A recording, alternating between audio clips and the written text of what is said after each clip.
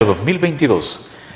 Saludamos y abrazamos a todos nuestros hermanos salvadoreños, tanto en El Salvador, en la región, como en la Unión Americana, que tarde a tarde y mañana a mañana nos ven a través de este programa, de este espacio que es de ustedes, que interpreta la preocupación, el deseo de informarse mejor, como es ITV El Salvador y la entrevista de cerca El Salvador Posible. Hoy le damos la bienvenida al director ejecutivo del Centro para la Defensa del Consumidor, licenciado Danilo Pérez. Bienvenido al programa de hoy. La andábamos buscando, pero al fin lo encontramos. Buenas noches, licenciado Eliu. Un cordial saludo a usted, un cordial saludo a este programa y por supuesto a las amigas, los amigos que nos están viendo acá en El Salvador, pero sobre todo a la diáspora salvadoreña que está allá en los Estados Unidos, que yo estoy segurísimo que están pendientes de las noticias, del acontecer de lo que sucede en nuestro país. Así es. Danilo Pérez es uno de los promotores de la paz sincera, o invirtamos, es un promotor sincero de la paz.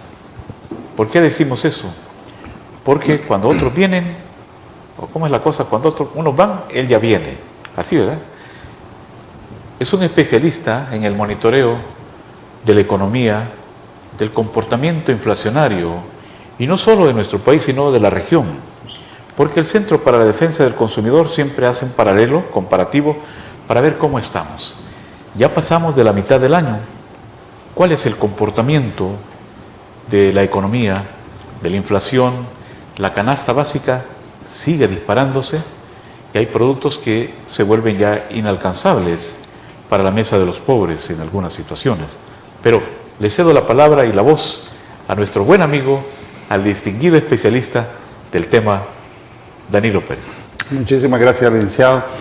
Pues bueno, yo quiero empezar señalando a nuestra población, a nuestras amigas, nuestros amigos, que vamos a hablar un poco del comportamiento de los precios de la canasta básica alimentaria y de otros alimentos que también son parte del consumo del día a día de la población salvadoreña. Quiero comentar que cuando hablamos de canasta básica alimentaria en El Salvador, hablamos específicamente de 22 productos, no más. Esto lo aclaro porque en ocasiones escucho a nuestra comunidad, a nuestras amistades, el mencionar que relacionan la canasta básica alimentaria con el transporte, con el gasto en salud, con el gasto en educación. Pero en realidad cuando hablamos de esa canasta básica alimentaria solamente son 22 productos. Les comento que Nicaragua nos gana con un producto más, ellos tienen 23. Y el top 10 en la región centroamericana lo tiene Costa Rica, porque ellos en su canasta básica alimentaria poseen 52 productos alimenticios. Entonces, aclarado esto, también quiero decir de que es difícil que hagamos una comparación sobre los precios de las canastas básicas de la región centroamericana. Es muy difícil que podamos decir que la canasta básica hondureña es más cara o es más barata que la canasta básica salvadoreña. En principio porque estamos hablando de productos de cantidades distintas. Y en segundo lugar, porque las unidades de medida son diferentes a las que tenemos. Nosotros medimos gramos, pero en Nicaragua, por ejemplo, miden inclusive libras. Tienen gramos, pero también libras, para que tengamos una idea de cuando se quiera comparar una canasta básica, la nuestra, con respecto a la región. Es muy complicado, es muy difícil hacer esa comparación. Sin embargo, la canasta básica alimentaria, también quiero decir, sirve de referencia para medir lo que se llama la línea de pobreza. Es una metodología que utiliza la CEPAL, donde si una persona no logra con su ingreso o su salario cubrir el costo de una canasta básica alimentaria, entonces es una persona que está en extrema pobreza. Si no logra cubrir el costo de 2 canastas básicas alimentarias, entonces es una persona pobre. Ya superando las 2 canastas básicas, ya usted no está en lo que se llama la línea de pobreza. Aclarado esto, yo quiero empezar diciendo que en El Salvador, si nosotros comparamos el precio de la canasta básica urbana, porque tenemos dos canastas básicas, una urbana y una rural, y si comparamos el precio enero 2021 a mayo 2022, que es el último dato que está actualizado por parte de la Dirección General de Estadísticas y Censos, DIGESTIC, nos vamos a dar cuenta que esos 22 productos en la canasta básica urbana, el salvadoreño está desembolsando 28 dólares que no los tenía contemplados en su bolsillo por el pago de esos 22 alimentos. Y en el caso de la población rural, está desembolsando 21 dólares. Entonces cualquiera pudiera, que me está escuchando, me está viendo, pudiera decir, pero eso es poco. Para nosotros es bastante. ¿Por qué es bastante? Por el tema de los salarios. Porque también quiero hacer esta referencia, el salario mínimo urbano o del sector comercio actualmente es de 365 dólares. Pero ¿qué sucede? Que a ese salario se le aplican los descuentos de ley. ¿Cuáles son los descuentos de ley? Las AFP y el Seguro Social. Dicho en otros términos, ese salario queda con 327 dólares con 59 centavos para una persona que está ganando el salario mínimo. Y en el caso rural, ese salario, que es de 243 dólares con 47 centavos, menos los descuentos de ley, le queda en 218 dólares con 53 centavos de dólar. ¿Qué sucede con eso? Ustedes podrán comparar. Me voy a ir al ejemplo del salario del sector comercio con respecto al costo de la canasta básica que está a mayo. Correcto. A mayo, esos 22 alimentos cuestan 227 dólares con 39 centavos frente a los 327 dólares del salario. Entonces, ¿cuál es la diferencia? Quedarían 100 dólares. Pero cuando empezamos a analizar finamente la situación económica con ese salario, entonces nos damos cuenta que con esos 100 dólares ese trabajador o trabajadora tiene que pagar el bus para irse a ganar ese salario. Y no solo uno, dos. Es correcto, tiene que pagar agua, tiene que pagar electricidad, tiene que pagar su teléfono, ya sea fijo, aunque ya eso ya va a salir, es más la telefonía móvil, y tiene que comprar otros productos, pero tiene que comprar, por ejemplo, papel higiénico, o que la pasta de dientes, o que la toalla sanitaria, etcétera, etcétera. Entonces el dinero no alcanza.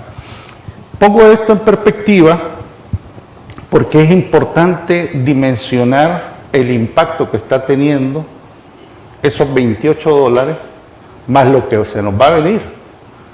Porque la crisis, hay que decirlo, se va a continuar agudizando. Las proyecciones de carácter internacional son de que posiblemente esto se vaya a recomponer un poco allá por el año 2024, para que tengamos idea. Entonces, estamos cerrando, ya vamos en declive para el 2022, no con una perspectiva positiva para los consumidores, puesto que los precios se van a seguir incrementando debido a que la inflación va a continuar subiendo. Entonces, en un estudio que nosotros realizamos en el año 2019, ahí por octubre o noviembre del año 2019, hicimos un análisis económico y encontramos que el costo de vida de la población salvadoreña en promedio era de 706 dólares. Actualizando los datos ahora con el índice inflacionario que ya llevamos a la fecha, con estos incrementos de precios, el costo de vida ya está en 816 dólares. Frente a esos 327 dólares que estoy mencionando del salario del sector comercio. Entonces, Esto tiene un impacto fuerte en nuestra población, y lo que está sucediendo en estos momentos, y nosotros como Centro para la Defensa del Consumidor, CDC, lo hemos dicho, estamos en una situación ya de inseguridad alimentaria y nutricional. Y quiero aclarar que la inseguridad alimentaria no solo es en razón del tema de disponibilidad de alimentos, porque si yo tengo, si a mí me hacen falta 100.000 quintales, 2 millones de quintales de frijol, entonces uno pudiera decir importémoslo. Esa es la práctica. Esa es la parte de la disponibilidad. Pero el otro problema, o la otra relación que tiene que ver con la inseguridad alimentaria, es el acceso económico de los alimentos. Y ahí está el gran problema, a mi modo de ver, en este momento. De hecho, ya tenemos señales de una pequeña dificultad con el tema de la disponibilidad de los alimentos, porque hay un promedio más o menos que se ha calculado en un 29% que se va a dejar de producir por los altos insumos de carácter agrícola, que están elevadísimos. Un 29% que eso viene a impactar, por poner un ejemplo, en el caso del maíz, a una reducción de producción para la cosecha 2022-2023, si no se corrigen o no se toman medidas, podría impactar en una falta de 6 millones de quintales de maíz aproximadamente, para que tengamos idea. ¿A quiénes afecta en principio o podría afectar esa situación de la disponibilidad de esa producción? A nuestros productores y nuestras productoras, a la pequeña producción de la economía familiar agrícola de este país, que ronda aproximadamente en 425.000 pequeños productores agrícolas familiares, para que tengamos idea. ¿Para qué siembran ellos? Para consumo de su hogar, pero además para vender un excedente que les sirve para comprar o invertir en aspectos que le contribuyan al propio desarrollo del hogar, el consumo diario, etc. Entonces, ahí hay un primer impacto que a mí me parece importante analizar en esta situación que estamos observando en lo que hoy por hoy se llama el sistema alimentario. Esa es la discusión mundial, así se llama el concepto, el sistema alimentario, y estamos hablando particularmente del sistema alimentario salvadoreño. El otro gran problema que tenemos es el consumidor final.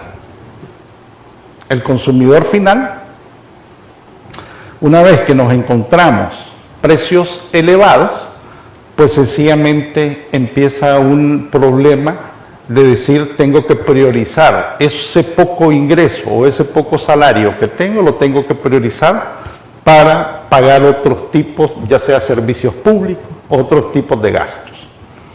¿Y qué es lo que está sucediendo actualmente y por qué nosotros estamos hablando de inseguridad alimentaria?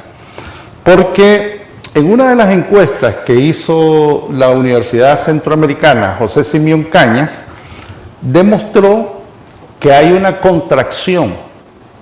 En esa encuesta, la población opina de que hay una contracción en el consumo, por ejemplo, del tomate. Sí, señor. De un 52% de la población que no lo está consumiendo. De 40 y pico % que no está consumiendo huevo, que no está consumiendo pollo, que no está consumiendo carnes. Pero lo más delicado de esa encuesta es que hay un dato que un 20% ni tan siquiera está consumiendo macarrones. ¿Y por qué digo yo que esto es delicado? Porque como todas y todos sabemos, si yo no puedo comprar carne, digo, bueno, voy a comer pollo. Si no ni puedo comer ni carne ni pollo, compro huevo. Pero si ya no llego ni a eso, busco los macarrones, ¿ya? Que no son saludables, hay que decirlo, pero esas son las opciones alimentarias que tiene la población. Entonces, hay una contracción fuerte, considerable, por eso es que no nos extrañamos de parte de las opiniones de nuestro pueblo, de nuestros consumidores, cuando me acuerdo yo hace unos años, la gente decía ya al final del mes el dinero no me alcanza. Pero esa opinión ahora la estamos escuchando a la cintura del mes. A la cintura del mes la gente está diciendo el dinero no me alcanza y están viendo cómo se rebuscan. Esa es la realidad. En una entrevista que le hicieron a uno de los mayores representantes de las cadenas de supermercados de este país, mostraron cómo ha cambiado el consumo en los últimos trimestres, compararon los trimestres del año pasado con respecto a los trimestres de este año. Y mostraron que hay una contracción en sus ventas del 40% en razón del tema de productos como carnes, huevo, la leche, y ese mismo porcentaje similar se ha tirado al tema de las pastas, que dudo yo que al pan, o a los carbohidratos, dudo yo que al pan, porque el pan está carísimo. Entonces, sobre todo nos estamos refiriendo al tema de los macarrones, de los espaguetis, todo este tipo de productos. Entonces, esto genera, esto lo que está evidenciando, por tanto, a mi modo de ver, o a nuestro modo de ver, es la situación de inseguridad alimentaria y nutricional en la que ha caído la población salvadoreña en estos momentos. Y ante ello se tendrán que tomar y deberán tomar medidas, ya sea de políticas públicas, de estrategias, de planes, como quiera llamarse, pero es necesario y es urgente tomar medidas para poder mejorar la calidad alimentaria de nuestra población salvadoreña por los impactos que esto está teniendo. Usted que me está escuchando, me está viendo, quizá desde los Estados Unidos, dirá, es que es lo mismo, si esto está pasando en todo el mundo. Sí, pero hay una gran diferencia, ¿va? Usted allá usted gana $15 la hora, allá. Nosotros no llegamos ni a $15 el día, para que tengamos una idea, ¿verdad? Pero es que los costos del agua, de la electricidad, de la casa son mucho más altos, sí, pero lo que comprueba de que la calidad de vida que usted tiene en Estados Unidos es mejor a la que estamos teniendo en este momento en el país, es que al menos usted envía remesa. Acá no nos alcanza el dinero para ahorrar. Es la mayor prueba de lo que yo estoy diciendo. Pero además, la mayor prueba de esto que yo estoy mencionando es el tema migratorio. Es decir, hay una encuesta que salió recientemente, hace unos meses, y la expectativa de nuestros jóvenes es irse del país. Desgraciadamente, como se ha demostrado en los estudios en el pasado, digo desgraciadamente, quienes más se van del país son nuestros productores y productoras, provienen del área agropecuaria nacional. Y digo desgraciadamente porque esto también tiene un impacto en el tema de la producción agropecuaria. Entonces aquí sí hay que ponerle atención al enfoque de política pública al sector agropecuario de carácter nacional en el tema del sistema alimentario, pero además llegando directamente al consumidor final, porque el consumidor final es en definitiva quien va a estar resintiendo lo que se está viviendo. Yo sé que hay factores externos influyentes que están influyendo, pero una cosa son los factores externos y otra cosa son las medidas de carácter interno que se deben de tomar a partir de los recursos nacionales que tenemos para generar una distribución, un balance adecuado que permita enfrentar a nuestra población esta situación, licenciado. Está con nosotros con muy ilustrada exposición, el director ejecutivo del Centro para la Defensa del Consumidor, nuestro buen amigo Danilo Pérez. Vamos a conocer también otras medidas, Danilo, las medidas de nuestros anunciantes, y luego regresamos cómo se pueden ajustar o cómo se han ajustado las medidas paliativas que el gobierno, 14 y más, ante esta crisis, si ya quedan desfasadas o que tienen que redoblarse con súper esfuerzos. Esto y más cuando regresemos.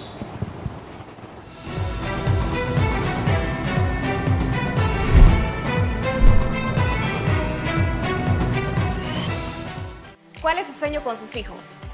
Claro, que sean los mejores, que salgan adelante y que triunfen en la vida. Y estoy segura que trabaja duro para lograrlo. Les recomiendo algo más, que sus hijos aprendan inglés, pues es el pasaporte al éxito donde quiera que se desarrollen. El futuro lo necesita. University Idiomas Link. Llame ahora. Inviértanlo seguro.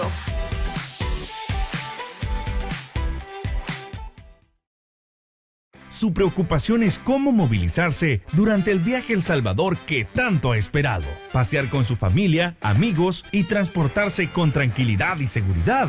En New Rent-A-Car tenemos la solución. New Rent-A-Car le ofrece modelos recientes en pickups, camionetas y mucho más. Ah, y sobre todo a precios increíbles. Llame ahora y reserve el suyo llamando al 631-609-8707, 631-609-8707 y en El Salvador, área 503-2223-3047. O escríbanos a newrentacar503@gmail.com. New Rentacar. ¿Estás buscando seguro de auto, personal, comercial o seguro de Workers' Compensations? General Liability en Liberty State Insurance. Estamos listos para servirte. Hablamos tu idioma. Y el idioma de los ahorros. Recuerde que le damos seguro con o sin licencia, licencia internacional o de su país.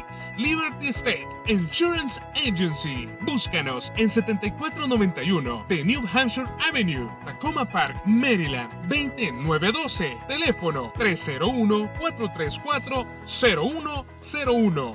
Búscalo seguro. Liberty State, tus agentes de confianza.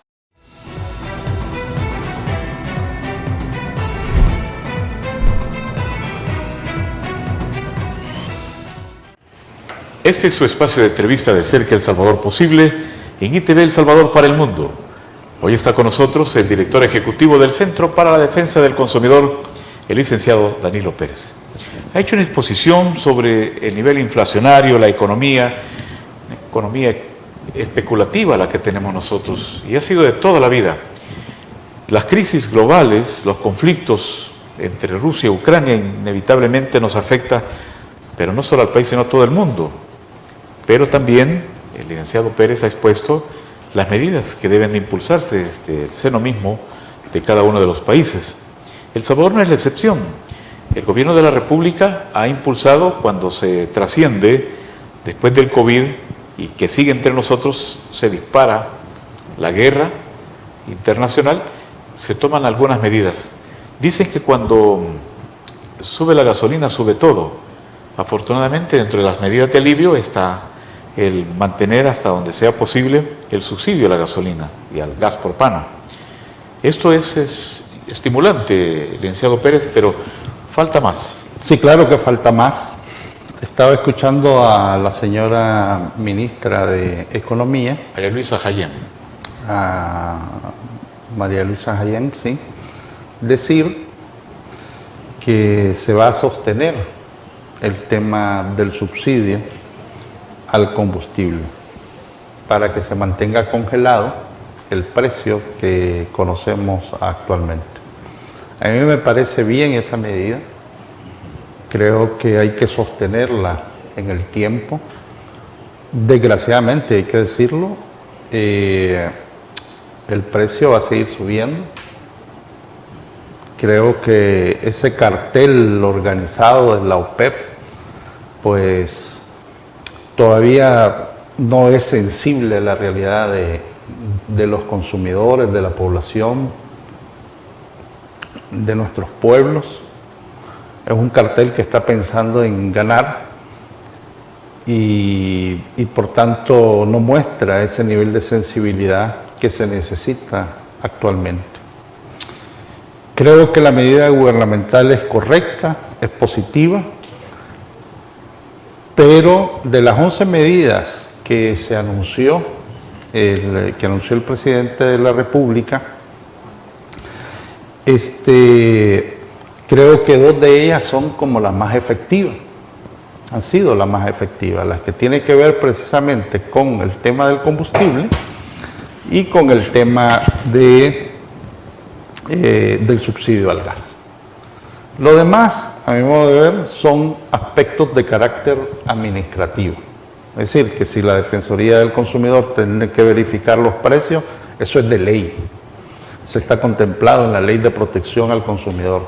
Es su mandato, lo tiene que hacer. Que si el Ministerio de Economía tiene que ir a verificar el peso, la calidad del combustible, eso también es de ley. Entonces son medidas que digamos que ahí están.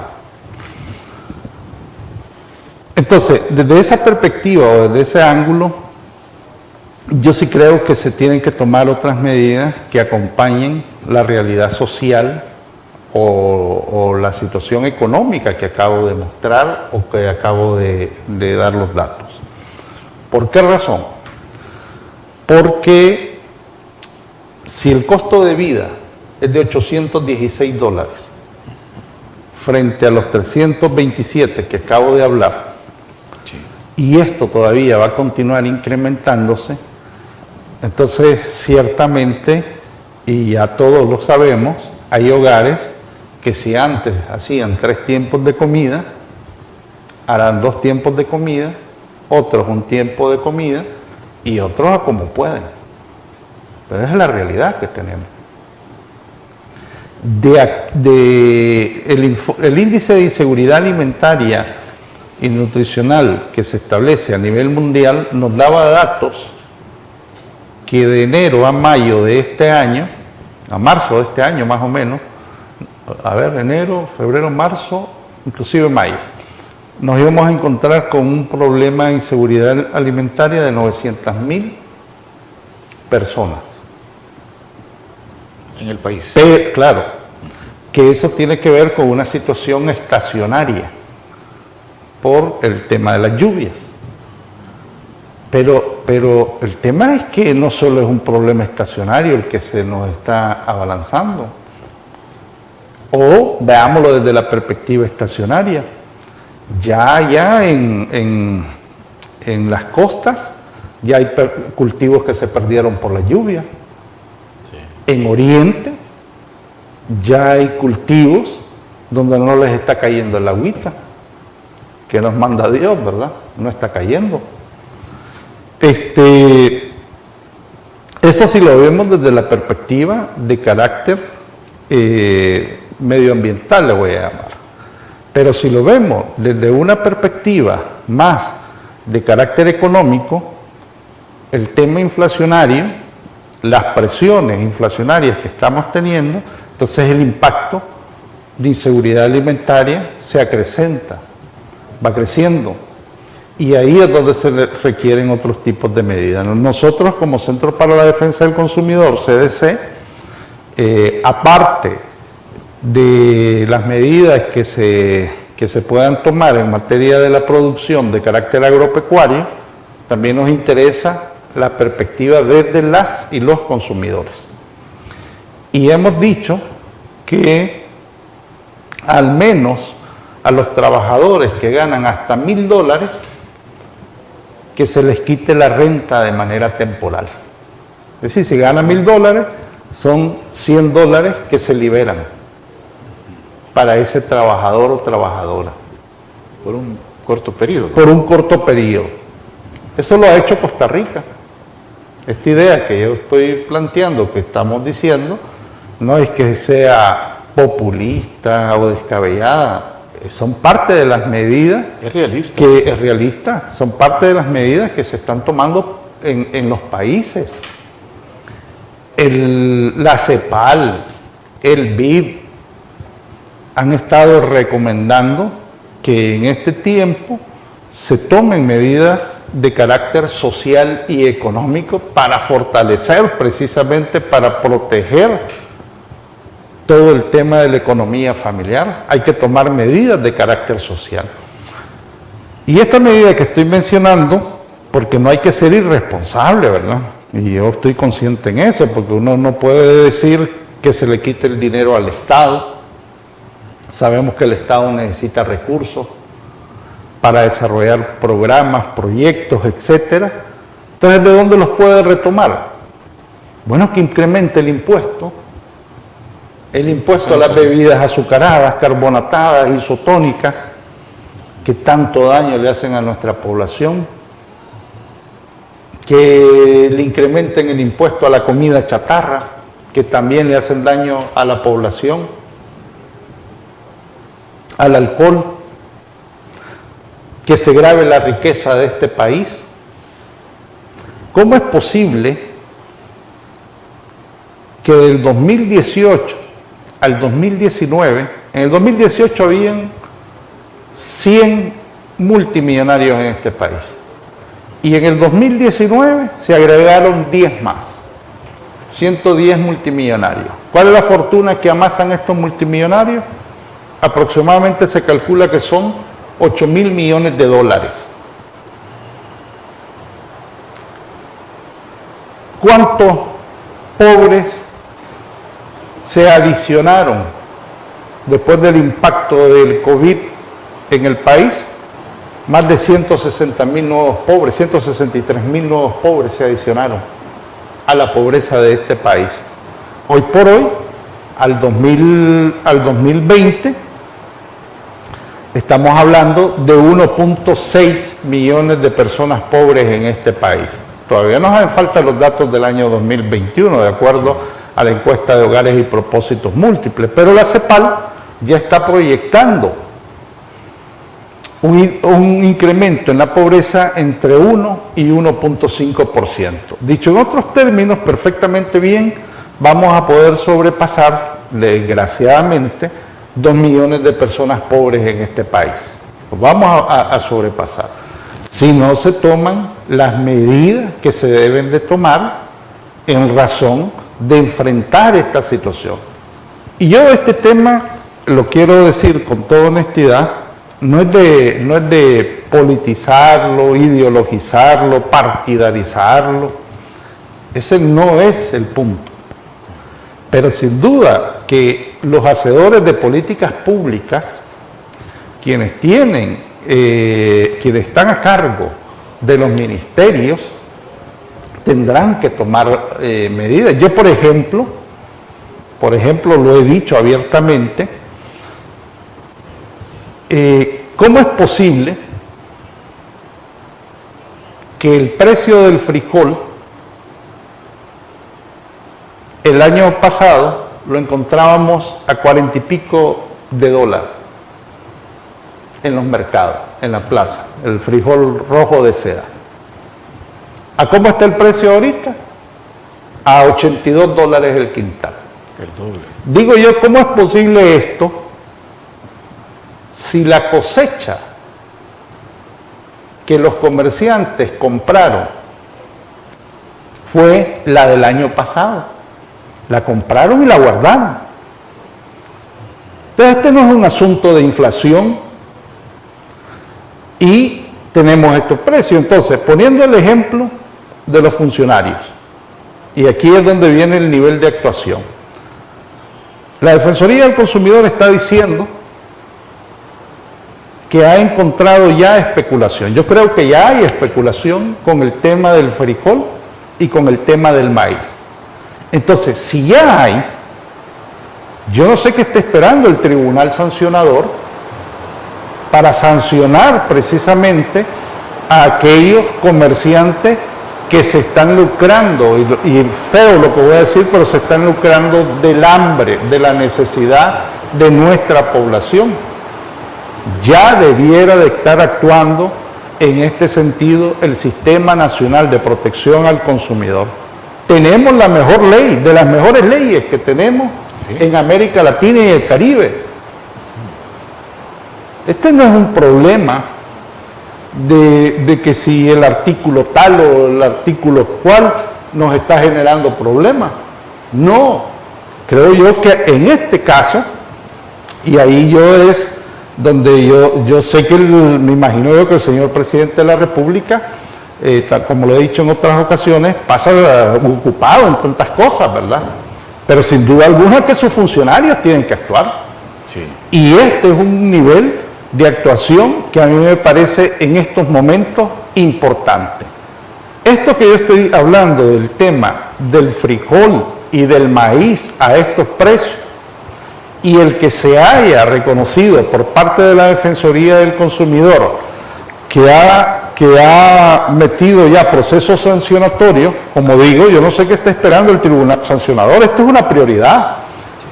Yo sé que hay muchos casos que deben estar en el Tribunal Sancionador analizándose, pero con el hambre de la población, esta es una de las prioridades. Y aquí debería de estarse sancionando en este momento a estos que están jugando y que están comercializando a precios altos. Nosotros igual lo dijimos en el caso del queso, cuando los lácteos se pusieron caros, el quesillo, y lo denunciamos y dijimos lo que habíamos investigado sobre los precios altos. Entonces, yo creo que la institucionalidad pública, sobre todo en este marco del Sistema Nacional de Protección al Consumidor, que está articulado el Ministerio de Economía, el Ministerio de Agricultura, el Ministerio de Salud, la Defensoría del Consumidor, etcétera, tienen que estar vigilantes. Está bien que se estén monitoreando los precios. A mí me parece bien que se esté haciendo el monitoreo de precios, que se esté verificando la calidad. Pero lo que no está bien es que ante esta evidencia de estos dos productos esenciales, de la dieta, de la cultura, del consumo de nuestra población, que no se esté haciendo nada, ahí creo yo que hay que dar el salto, hay que pegar un viraje y ojalá el señor presidente de la República pues pueda instruir a sus funcionarios para que en ese sentido se pueda avanzar, porque como digo, hay que ver de qué manera se genera un alivio en el costo de vida de la población salvadoreña con lo que está sucediendo actualmente de los impactos que estamos teniendo. Es nuestro invitado especial, el director ejecutivo del Centro para la Defensa del Consumidor, Danilo Pérez, nuestro invitado de hoy, ilustrándonos sobre la situación de la economía, de los precios de los productos, el crecimiento de la pobreza, el costo de vida, los salarios. Cuando regresemos después del próximo cambio, vamos a enfocarnos también en que algunos productos de esta canasta básica se siguen disparando. Se dispararon la semana pasada, se siguen disparando esta semana y, bueno, como él dice, se ha habido un poco de aprovechamiento y falta de cooperación, no hacia el gobierno, sino hacia la población. Este aprovechamiento, aprovechando también que la crisis nos envuelve a todos, aquí vamos a aprovechar para especular. Eso no puede ser, es ser de malos salvadoreños.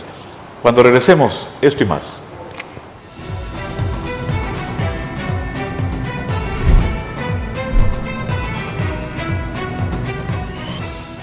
Su preocupación es cómo movilizarse durante el viaje a El Salvador que tanto ha esperado. Pasear con su familia, amigos y transportarse con tranquilidad y seguridad. En New Rent-A-Car tenemos la solución. New Rent-A-Car le ofrece modelos recientes en pickups, camionetas y mucho más. Ah, y sobre todo a precios increíbles. Llame ahora y reserve el suyo llamando al 631-609-8707, 631-609-8707 y en El Salvador, área 503-2223-3047. O escríbanos a newrentacar503@gmail.com. New Rent-A-Car. ¿Cuál es su sueño con sus hijos? Claro, que sean los mejores, que salgan adelante y que triunfen en la vida. Y estoy segura que trabaja duro para lograrlo. Les recomiendo algo más, que sus hijos aprendan inglés, pues es el pasaporte al éxito donde quiera que se desarrollen. El futuro lo necesita. University Idiomas Link. Llame ahora. Inviértanlo seguro.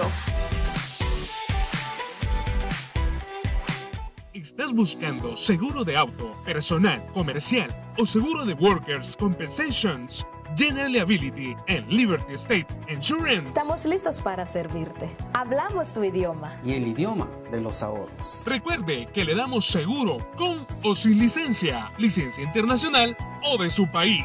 Liberty State Insurance Agency. Búscanos en 7491 de New Hampshire Avenue, Tacoma Park, Maryland, 20912. Teléfono 301-434-0101.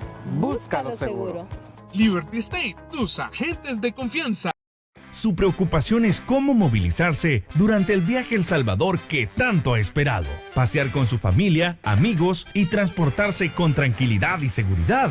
En New Rent-A-Car tenemos la solución. New Rent-A-Car le ofrece modelos recientes en pickups, camionetas y mucho más. Ah, y sobre todo a precios increíbles. Llame ahora y reserve el suyo llamando al 631-609-8707, 631-609-8707 y en El Salvador, área 503-2223-3047. O escríbanos a newrentacar503@gmail.com.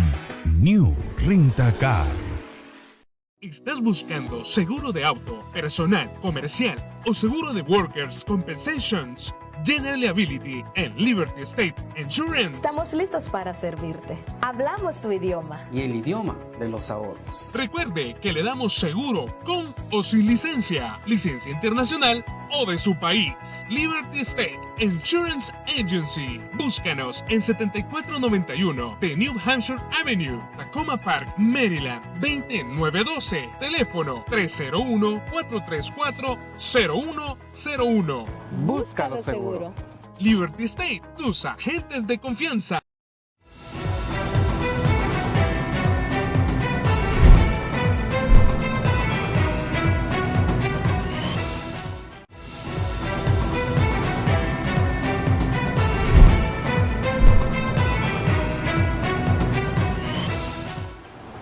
Estábamos pendientes de esta importante temática que nos tiene muy atentos nuestro invitado especial de hoy, el licenciado Danilo Pérez, director ejecutivo del Centro para la Defensa del Consumidor. Somos de cerca El Salvador posible. ¿Es posible, licenciado Pérez, que siga subiendo el precio de las verduras a los que los salvadoreños estamos acostumbrados? Si, como usted dice, hemos tenido una cosecha pues sin comparación, la del año pasado. Y eso mismo podemos decir de las hortalizas, de las verduras y de las frutas, pero desde mayo al 7 de julio vemos un cuadro pues alarmante también de precios arriba de lo que ya la canasta no puede soportar. Bueno, yo quiero decir en este tema que en materia de hortalizas, de verduras, somos un país dependiente. ¿En qué nivel de dependencia alimentaria? Sobrepasa el 93% de la dependencia alimentaria, para que tengamos una idea de nuestra producción. A pesar de que es más rentable la producción de este tipo de cultivos, hay estudios que demuestran la rentabilidad. El tema es si se están dando los recursos. Es decir, aquí lo que necesitamos, por eso es que yo hablo y digo que le llamen como quieran llamar, si política agropecuaria, Que no hay, o que que no hay nos opción. aprueben, que no hay, Sí. o que nos aprueben la Ley de Soberanía, Seguridad Alimentaria y Nutricional que presentamos en el 2014. O sea, no hay ni marco legal, no hay marco legal, hay que decirlo. Pero a lo que voy es que mientras no se tomen las decisiones de invertir los recursos para cambiar la matriz productiva nacional, así como hablamos de matriz energética, también debemos de hablar de una matriz agropecuaria de carácter nacional. ¿Se puede? ¿Quién nos come vegetales acá? Todo, ¿no? ¿Quién no come frutas? ¿Pero qué está pasando? El nivel de dependencia alimentaria es altísimo. ¿Qué le dicen los productores cuando usted le dice, bueno, ¿y por qué usted no siembra este producto? ¿Por qué no siembra chile verde? ¿Por qué no siembra tomate? ¿Gasta más? Es que el gasto, Del es costo de que producción. empieza a hablar. Entonces aquí lo que se necesita, sin duda alguna, es la planificación de carácter agropecuario nacional. Tanta tierra ociosa que tenemos en el país debiera de estarse en este momento tirándose producción. Ahorita hay tantas personas en las cárceles, debiera de verse la manera de generar un programa para que vayan a producir como en otros países. ¿Me explico? Sí, sí. Correcto, ahí hay un capital, hay que llamarlo en esos términos, ahí hay un capital que sin duda alguna puede contribuir al menos en esta situación de inseguridad alimentaria y nutricional. ¿El Ministerio de Agricultura necesita recursos? Por supuesto que necesita recursos. Si nosotros comparamos los presupuestos del Ministerio de Agricultura, bueno, el último solo creció $3 millones, más con respecto al votado, el 2022 con respecto al 2021. $3 millones más creció. Usted analiza la estructura del presupuesto del Ministerio de Agricultura y la mayoría de ese presupuesto, ¿para qué va? Para gastos de funcionamiento, para el pago de su personal, de toda la población que ahí está trabajando.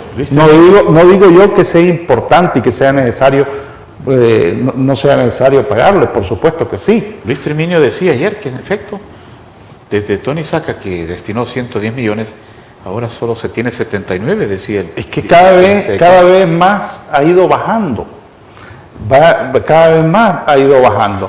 Y entonces nosotros hemos venido advirtiendo, esto no es nuevo pues, hemos venido advirtiendo la situación de que podíamos caer en una situación de inseguridad alimentaria y nutricional. Y ojo con esto de la situación de inseguridad alimentaria. El asunto no se resuelve con que se tome una decisión de que vamos a importar tantos millones de quintales de maíz. Al contrario, eso es muy delicado y lo pudimos observar en el marco del confinamiento de la pandemia cuando se importó granos básicos de Sinaloa. ¿Cuál fue la afectación de eso? Yo me he reunido con productores de las cooperativas, porque nosotros como CDC mantenemos una vinculación con productores y productoras, y los productores nos mostraban la molestia. ¿Por qué? Porque se les cayó el precio del maíz. Me acuerdo yo en una reunión con unos productores de Aguachapán que me decían, no, yo preferí botarlo, tirarlo, lo perdieron. Entonces, me explico, el sistema alimentario en realidad es complejo, es muy bonito, pero hay que saberlo comprenderlo y hay que saberlo trabajar, y sin duda alguna hay que trabajarlo en distintas dimensiones, desde que inicia el proceso de su producción agropecuaria, su producción, todo el tema del transporte. Hablando del tema del transporte, licenciado, fíjese que nosotros tenemos una iniciativa que se llama Consumo lo que produzco, que trata de acercar con estos productores esa producción a los consumidores finales. Y ahí estamos nosotros batallando, como podemos, batallando. Allá nos viene, por ejemplo, compañeras productoras que traen miel de Chalatenango. Desde allá la traen, la llevan a las instalaciones del CDC y ahí se comercializa con una lógica solidaria. No estamos negociando, ¿verdad? No somos un supermercado, no estamos en esa perspectiva, estamos más en una perspectiva solidaria. Entonces, imagínense con los pocos recursos que tenemos, estamos con esta iniciativa, pero si estamos hablando del Estado y el Estado se pusiera en función de analizar este tipo de situaciones, pues qué excelente. Todo el tema de lo que tiene que ver con el que podamos tener una reserva estratégica de alimentos, que entiendo yo que este gobierno va a empezar a trabajarla. Yo espero que Campo, sobre todo Luis, que he conversado con Luis Tremini, pueda empujar eso, porque lo hemos conversado. Y tenemos que empujarlo porque a nosotros los consumidores nos interesa eso. Es una salida viable. Esa es una salida viable. Todo el tema de la compra, hemos insistido nosotros que el Estado en que se puedan hacer compras conjuntas desde el Comieco, desde el Consejo de Ministros de Economía de Centroamérica, en el marco del SICA, del Sistema de Integración Centroamericana, que se puedan poner de acuerdo para hacer compras conjuntas, porque si vemos el país, nuestro país es pequeño. Pero si empezamos a sumar los millones que estamos desde Costa Rica hasta Guatemala, se pudiera pensar en compras de carácter conjunto para los insumos agrícolas. Pero no solo el tema de los insumos agrícolas para la importación, ¿por qué no pensar en el país con una nueva cultura de producir insumos desde la agroecología? Yo he estado haciendo en capacitaciones, trabajando el abono bocachi, por poner un ejemplo. Jóvenes haciendo ese abono, pudieran generarse fuentes de empleo. Es decir, mire, hay una cantidad de ideas que se pudieran trabajar para emplear a nuestros jóvenes en el campo. ¿Y cómo se desempeña el encuentro? Hemos tenido encuentros, ¿Con el claro. ministro del Agro? No, nosotros todavía no nos hemos reunido con el señor ministro, de Agricultura. Pero me alegra que el sector agropecuario, los propios productores se estén reuniendo, porque sí, yo he hablado con los productores. Sí. Entonces ahí nos sentimos representados en ese diálogo. Qué bueno. Y yo esperaría que a la nueva Asamblea Legislativa, esa ley que engavetaron, que la presentamos en el 2014, la desengaveten, la desempolven, la saquen. La actualidad. Miren, es que necesitamos un CONASAN, un Consejo Nacional de Seguridad Alimentaria y Nutricional fortalecido en este país. En la propuesta de ley, de esa propuesta que nosotros hicimos, propusimos que el CONASAN tuviera fuerza. Yo ahorita no, con todo respeto, no veo a un CONASAN, no aparece. Y creo que se necesita en realidad fortalecer esto. Ahorita está más en dependencia del Ministerio de Salud. Del Ministerio de Salud. Ojalá que en el marco de las reformas que se están haciendo dentro del Estado, se pudiera poner atención y prestar muchísima atención a todo el tema de la estrategia de soberanía, seguridad alimentaria y nutricional. Insisto en la palabra soberanía, porque acabo de mencionar y dar el dato de que somos dependientes en materia de hortalizas.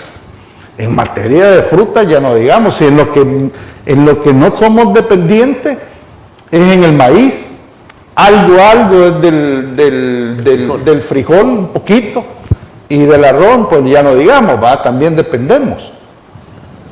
Pero en términos generales es ahí donde se necesita enfoques. Ya se debiera de estar trabajando, al menos los programas en los canales oficiales o en los medios oficiales, estarle enseñando a la población a cómo poder hacer un huerto en su hogar, cómo sembrar un chile verde o un tomate.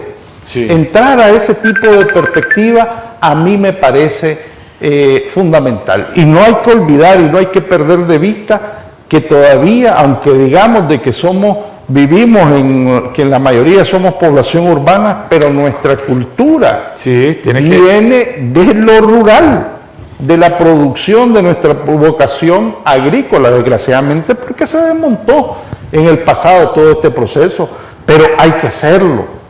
Un periodista me preguntaba a mí, mire, ¿cuánto tiempo puede llevar esto? Bueno, yo le dije, con la disposición, con la voluntad, con la creatividad, con el dotar de recursos a nuestros productores, invertir en el campo, atender el sistema alimentario, Un ente regulador. ya en un año tendríamos resultados. De eso estamos hablando, licenciado. Es importante, y lo decía Luis Treminio, que es necesario enfocarnos en esos aspectos de la seguridad y la soberanía alimentaria, pero se requiere también que haya un ente regulador para que el Estado pueda meter mano en esto y garantice eso. Sí. Y con eso se le ata las manos a los especuladores y al coyotaje de los que estamos llenos en este país. No existen tantos productores en este momento como tantos especuladores que van y le asaltan, porque eso es un asalto de la cosecha, se la compran al más bajo precio y al final no compensa lo que el productor de sobrevivencia ha invertido. Y ahora en que los insumos están por arriba, ¿considera usted que hay que congelar también el IVA para que pueda ser factible y se produzca más, al menos para la cosecha postrera? Mire, yo con el tema, en el tema de la producción agropecuaria, los márgenes o los costos de producción se han elevado tanto que ya ni con el 13% se resuelve. Y si no, que me lo digan los productores. Y lo estuvimos analizando. Yo estuve hace un mes y medio reunido con varias cooperativas y estuvimos hablando de este tema. ¿Y cuál fue la conclusión a la que llegamos? Digo llegamos porque ahí estábamos como consumidores reunidos con los productores y productoras. Llegamos a la conclusión que es necesario en este momento hablar de un subsidio a la producción agropecuaria. Un subsidio. Un subsidio. Hay que invertir recursos. ¿Una agricultura subsidiada, Daniel? En este momento sí. En estos momentos sí. Le acabo de preguntar a una persona que venía conmigo, que es productor también, y le preguntaba que si iba a sembrar en agosto maíz. Y me dice, no lo voy a sembrar. ¿Por qué no vas a sembrar en agosto? Me dice, porque el quintal de abono me cuesta $115. ¿Y cuánto te costaba antes? Me costaba $52. Mire usted la diferencia del porcentaje de incremento que está teniendo esto. O sea, este no es un asunto de voluntad, de que simplemente yo quiera decir voy a sembrar o quiero sembrar. Se necesitan los recursos para la siembra. Yo sé que el paquete agrícola alivia, ¿no? Contribuye, sí, pero es muy mínimo. O sea, estamos hablando, aquí estamos hablando de una situación que sí hay que ponerle la debida atención si queremos garantizar que esos 425,000 productores y productoras de la pequeña agricultura familiar no solo se queden en un marco de subsistencia, que ahora es crítico con todos estos precios.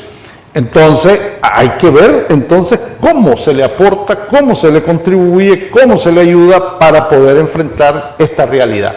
Y por eso es que hablamos nosotros en ese momento del subsidio a la producción agropecuaria. Es que mire, vámonos al caso de la leche o los lácteos en este país. ¿De dónde importamos? De Honduras y Nicaragua. Correcto. ¿Por qué razón importamos de Honduras y Nicaragua? Estamos importando porque no somos competitivos. Usted escucha a nuestros productores y les dice, no, es que nuestros costos son muy altos, y empieza a escucharlos. Vámonos al sector cárnico. El sector cárnico de este país, en promedio, importa un 40 y pico % del consumo de carnes nacional. Ese 40 y pico %, ¿de dónde proviene? De Nicaragua. Sí, señor. ¿En qué dependencia más o menos anda por el 80%? Para que nos hagamos una idea. Mire lo que está pasando con la carne.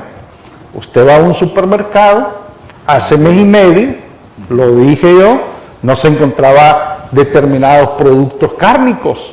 Sí. Y todavía no se encuentran.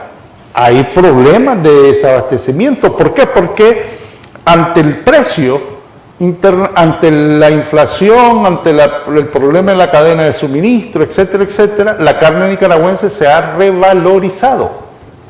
Solo en cuestión de un mes, un kilo de carne se las estaban pagando a los nicaragüenses a 4 y pico, y ahora se las están pagando a 5 y algo, y ya debe haber subido.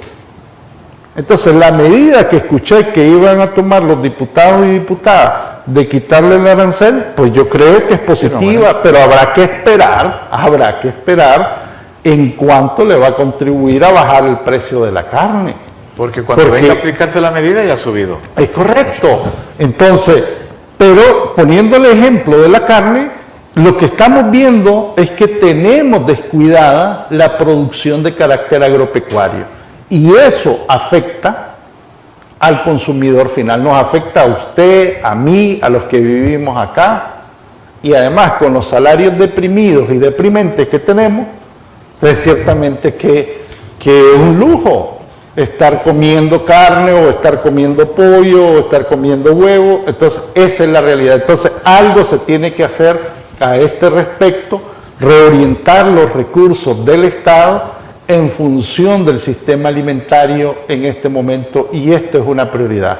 No hay que perder de vista lo que está pasando en estos momentos en Europa, Alemania, España, Italia, Argentina, Sudamérica, aquí nomás Panamá, 8 días de protesta. Es decir, cuando se toca el tema de la comida, este es un tema muy delicado. Y claro, pues es lógico, porque usted tiene que llevar la comida a su hogar, a su niño, a su abuelita. Entonces, esto es lo que me parece, creo que nos parece fundamental entrar de lleno en esta acción. La FAO ha estado recomendando medidas, la CEPAL ha estado recomendando medidas, el BIT ha estado recomendando medidas, y todas las medidas van orientadas desde la perspectiva social y económica para fortalecer los programas sociales en estos momentos. ¿Por qué? Porque es peligroso una situación de explosiones sociales o con actos de explosiones sociales como lo que se ven. No estoy diciendo que esto va a pasar en el país, ¿verdad? Ojalá que ni pase, pero sí hay que tenerlo presente para que sepamos de qué manera se debe de enfrentar esta situación. Ojalá que el señor presidente de la República, como dije yo, que pasa, seguro que pasa muy ocupado, pero que pueda tomar al menos las indicaciones para decirle a su ministro, mire, denme propuestas, hagan propuestas para generar los cambios que se necesitan en este momento. Qué interesante. Bueno, están unos insumos de lo que nos ha expuesto para que lo compartamos a través de este espacio de Cerca El Salvador Posible. Nuestro invitado de hoy, el director ejecutivo del Centro para la Defensa del Consumidor, el licenciado Danilo Pérez, a quien le agradecemos mucho su tiempo, que haya aceptado nuestra invitación, y le vamos a dar seguimiento, porque ellos monitorean realmente el comportamiento de lo que es la economía, de la canasta básica, para que les podamos compartir con nuestro auditorio, que es muy gigante, tanto aquí como en la nación del norte, puedan estar mejor informados, porque el CDC va. Ok. Gracias, licenciado Danilo Pérez, por haber estado con nosotros. No, muchísimas gracias. Gracias a nuestra población que nos permitió llegar a la intimidad de su hogar ahí en el extranjero. Sé que pasan ganándose la vida, ocupados. Gracias por todo el esfuerzo que hace nuestra diáspora. Y también acá desde El Salvador, pues estamos luchando, ¿ah? Y ahí estamos siempre a la orden, licenciado. Y gracias por darnos like, que les gusta cada una de nuestras franjas de cerca, El Salvador Posible. Y síganle dando mañana en repetición a las 6:40 de la mañana con nuestro invitado de hoy, el licenciado Danilo Pérez, director ejecutivo del CDC. Hasta pronto.